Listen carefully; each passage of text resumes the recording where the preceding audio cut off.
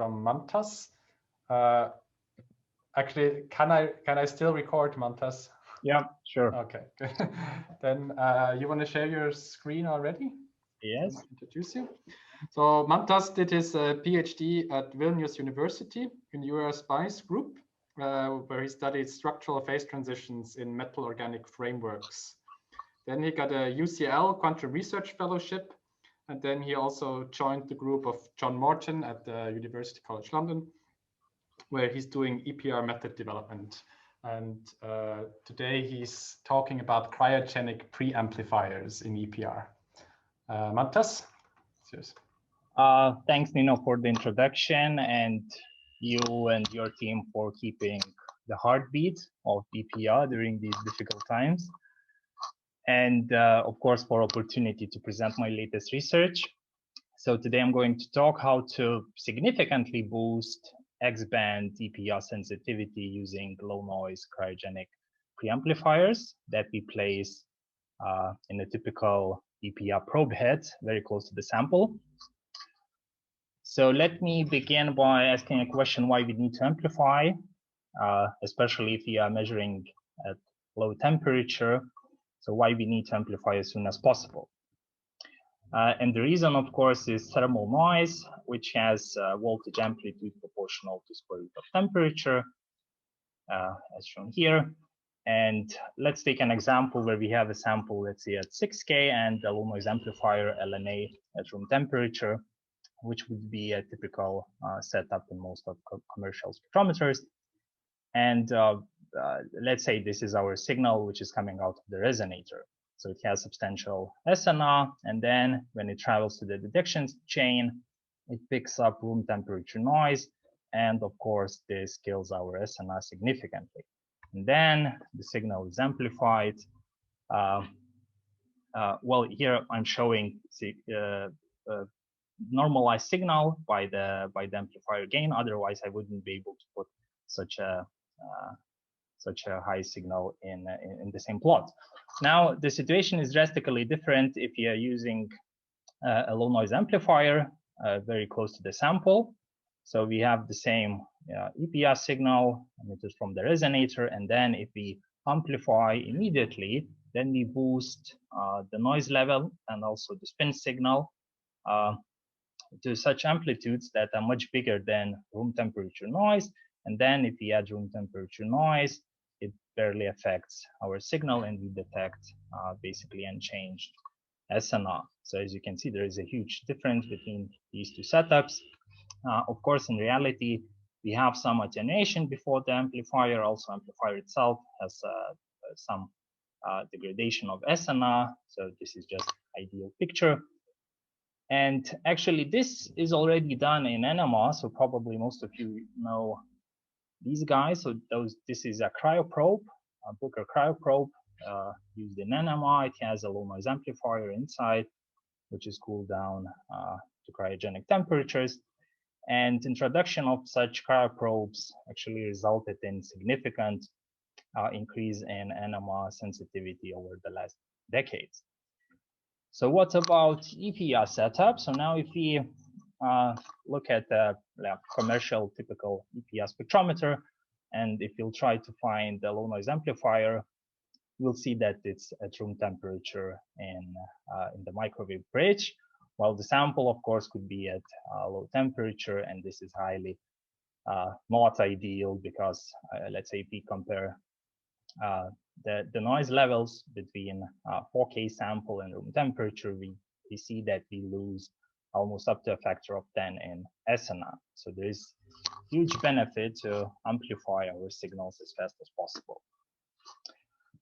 There have been previous attempts to put some low noise amplifiers close to the samples, and I should mention some of these works. The major problem for the reported works is that they sustain only low powers, so high TWT powers are not compatible with such setups, and well, mainly because high power TWT usually fries low noise amplifiers unless they are well protected. Also, some of these setups are compatible only with micro resonators or even millikelvin temperatures. in dilution fridges. So of course the expectations of the EPR community are different. So we want typical samples and typical sample access, then pulsed NCW EPR, ability to couple resonators and compatibility with commercial instruments, and of course the WT powers, which is, as I mentioned, is the most difficult part for implementing such low noise amplifiers. So can it be done? So I started with the typical pulsed probe head and spectrometer and a bunch of microwave components, and then I tried several different designs, and eventually I came up with the final design, which looks like this. So all these components are placed in a cryostat on a probe head. So this is just, you know, a cartoon. Everything is more tightly packed. And let me guide you via the microwave paths here. So the microwave pulses, high power pulses, enter this input line here. Then they go to a directional coupler, which in our case works like a circulator. Then these pulses are coupled to this line and go to a resonator, bounce back, go to the limiter, which is our first protection unit in the circuit. So the limiter protects, limits the high power and converts high power pulses to much smaller pulses. And then we have another protection unit, which is a fast microwave switch, which is switched to 50 ohm load when we have pulses coming in. So it's as similar as, and actually it's controlled by the Bruker defense pulses. So it's a similar situation here. Now, the echo, which is emitted after the pulses, it goes again via directional coupler into a limiter. Limiter does not limit the echoes unless they would be very strong, but usually they are very weak. And then we switch the fast microwave switch to this position. So the echoes go to low noise amplifier, amplified, go outside to room temperature, and then to Bruker bridge for detection. These are components we used. So that's the main guy. That's a low noise factory, high electron mobility transistor low noise amplifier, which has a substantial power gain and very low noise temperature, meaning at cryogenic temperature, meaning that it barely degrades SNR at these low temperatures. Fast microwave switch, is really fast, so it can switch in less than 20 nanoseconds. We use NOR delimiter, which is capable of limiting very high powers, and a 6 dB directional coupler. I should note that directional coupler, since it's 6 dB coupler, it attenuates microwaves that are coming down the input line by 6 dB. So basically we are losing 75% of microwave power, which requires using slightly longer pulses or just less over coupled cavities. But as you'll see in the next slide, this attenuation of the signal of the microwaves is actually convenient because it also suppresses the source noise. And that's the prototype probe head. So we have these components, as you see here, tightly packed. I had to file down some ceramic in the probe head to fit everything, but still maintain sample access and resonator coupling. So how does it perform? We did Cole measurements using a simple Hahn-Echo sequence. And first, we performed room temperature experiments and compared our probe head with the same probe head where we bypass every additional component, basically the same parameters and the same setup. But on one, we have these additional microwave components. And we already see that at room temperature, we get some increase in SNR. So these two plots are normalized to the noise level. And this is because we have lower loss prior amplification in our probe head compared to just the standard Bruker setup, which we used. Measurements at 6K are shown here. So we have even higher SNR improvement. And this is already a result of reduced thermal noise. And now if we plot SNI improvement versus temperature, we get such an increase towards lower temperatures. We also did the same experiments with another spectrometer, also Brooker, which proved actually to be less lossy. And for this one, we still get significant SNI improvement of factor of almost 7 at low temperature. And I should note that this is voltage SNR. So to get reduction in measurement time, we have to square this, and then it becomes really significant. We calculated the expected SNI improvement using a slightly simplified model, and we see that at low temperature we should see higher SNI improvement than we measured, and this indicates that we have additional origin of noise in the system, and that noise is of course room temperature noise, which goes down the input line to our resonator. And 6 dB directional coupler, so 6 dB attenuation is not sufficient to fully suppress that noise. So what we did, we exchanged that coupler with 30 dB directional coupler. So this means that we are significantly reducing microwave excitation, but also room temperature noise from the source. And when we measured SNI improvement, we saw a figure of almost 20. Of course, we had to use much longer pulses to compensate for the power loss. And this is of course very useful if one is comfortable with much lower excitation. So for example, if one has a high spin system. For subsequent experiments, I'm going to show we use 6 dB directional coupler because it's a compromise between the pulse length and the SNR. So first we did Proton high score on respiratory complex 1, previously investigated by Maxi Rosler. And in 1 hour acquisition time at 10K, using a standard setup, we barely get anything. So there are probably these two guys are protons. But now if we do the same experiment, same conditions, using our setup, we get this huge difference. So we have very nice SNR measurements with our probe head, and SNR improvement in this case is roughly 9.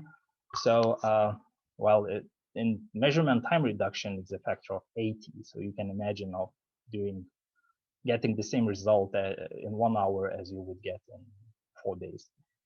Now, then we switched to nitroxide here and measured this nitroxide molecular ruler with the distance between the centers 4.2 nanometers, and in 5-minute acquisition time, and it's 50K, which is comfortable temperature for nitroxides.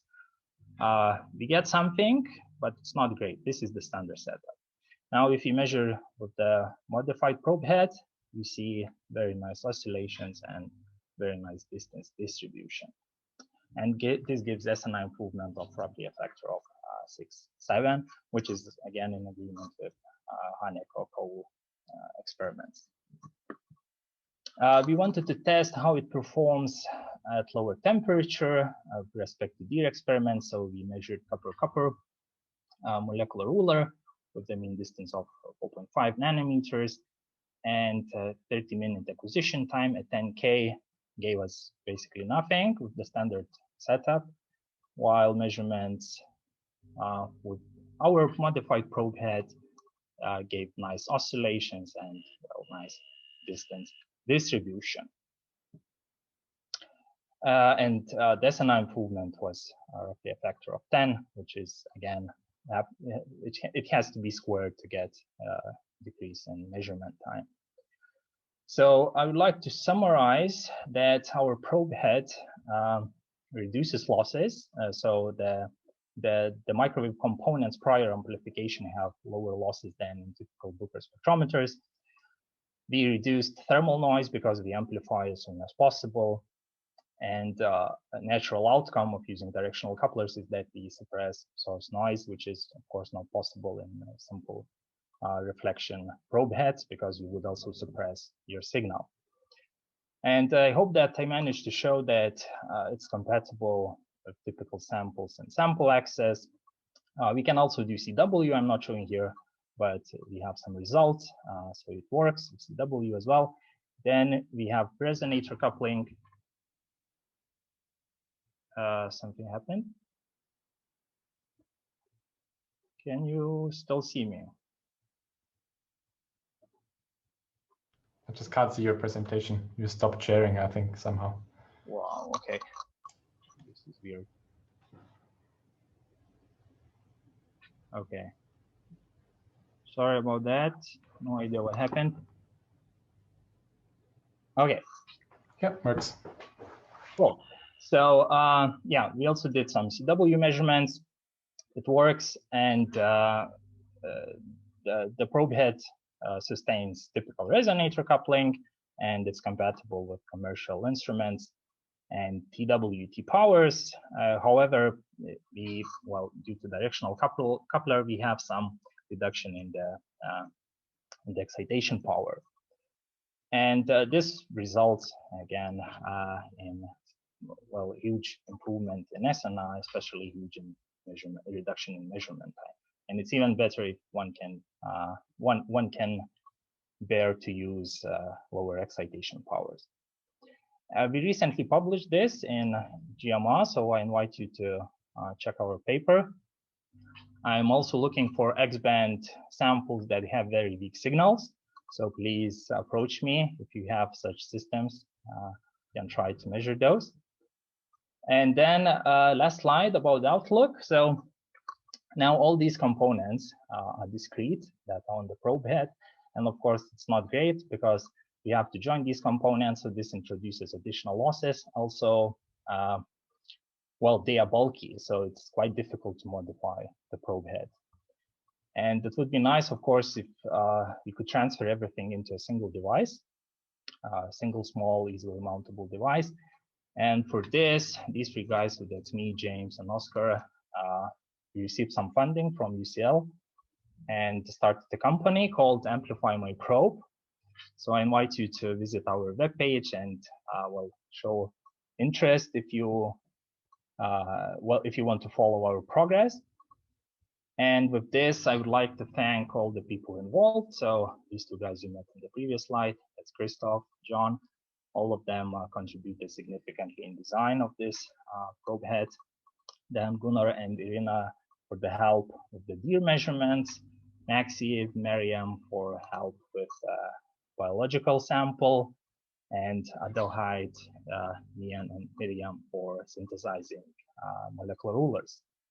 And these funding sources, and of course you for your attention. Very impressive talk. Thank you very much, Mantas. There's actually one question and comment from Jason, which I think sums up very nicely. Absolutely beautiful work. Do you know what the temperature gradient is between where your sample is and where your RNA is? Or have you measured the temperature at the low noise? Yeah, so all the measurements were performed. So I had additional temperature sensor on the low noise amplifier. So and all the measurements were performed when the temperature of the cryostat and the low noise amplifiers were the same. So I expect small temperature gradient, at least at low temperatures. Okay, then there's another question in the chat. How do these low temperature additions affecting the B0 distribution? Or how these components are sensitive to high magnetic field? Is there any? So, they are not sensitive. Well, the low noise amplifier, if you place it directly in the magnetic field, it could affect it slightly. So I observed some effects on the gain, but those are quite minor. But there is some effect because, of course, of the Hall effect.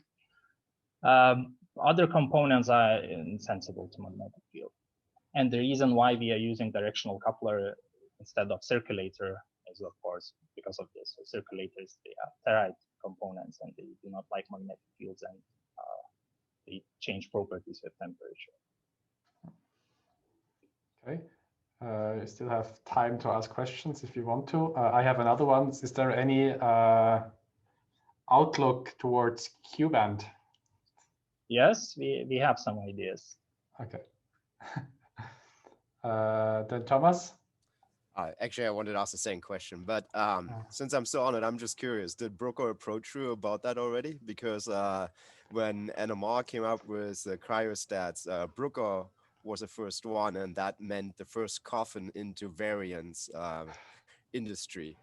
So, I mean, it's kind of a game changer, right? I mean, a signal to noise ratio increased by 10 times. I mean, shit. Yeah, That's awesome. We expect this to be a game changer, but Bruker hasn't approached us yet. I don't know, maybe it's a good thing. And then, so you said you started a company which makes those things commercially available for X-band as of right now, I suppose. So what's the price? I think I cannot comment on this yet because we are, still starting to do all of this. So it will take, I suspect, maybe realistically half a year or so, until we test everything and start selling. So then you guys would just sell the probe heads, or what would you be supplying then? We open for different options, I think. So yeah, if you're interested, just come to that page and you can write this email. We can discuss in detail. Cool, thank you. Then there's another question in the chat from Rob Hunter. When comparing the with and without cryo preamp results, are the following room temperature LNA still common in both measurements? I'm not sure if I'm following the question. I mean, Rob, you can also clarify if you want. Okay.